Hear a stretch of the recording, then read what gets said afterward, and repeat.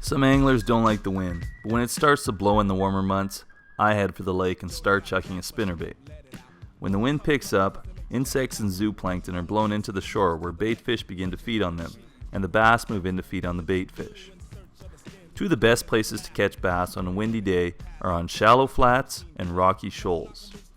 Flats and shoals with reed beds on them can be especially good. Focus on fishing the edges of the reeds where bass sit and wait to ambush passing bait fish. Both largemouth and smallmouth will move into these spots, and they can even be caught on consecutive casts in lakes where they coexist.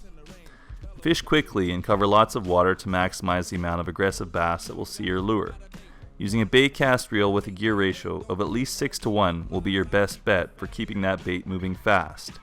I prefer the Abu Garcia Revo series. Everyone has their preference when it comes to spinnerbait choice, but here are a few rules to get you started. When fishing clear water, use natural patterns. Shad and sunfish colored baits are always a good bet.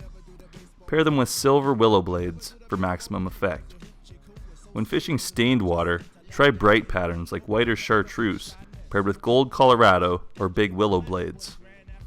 On dark days or early or late in the day, go with dark colored baits paired with Colorado blades, which stand out better and are more noticeable to the bass. Alright, I want to get one on film.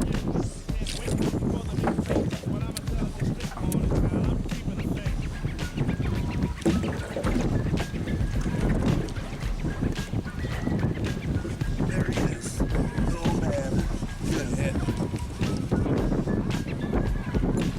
Not sure if the camera's even pointing at the action. There he is. See that?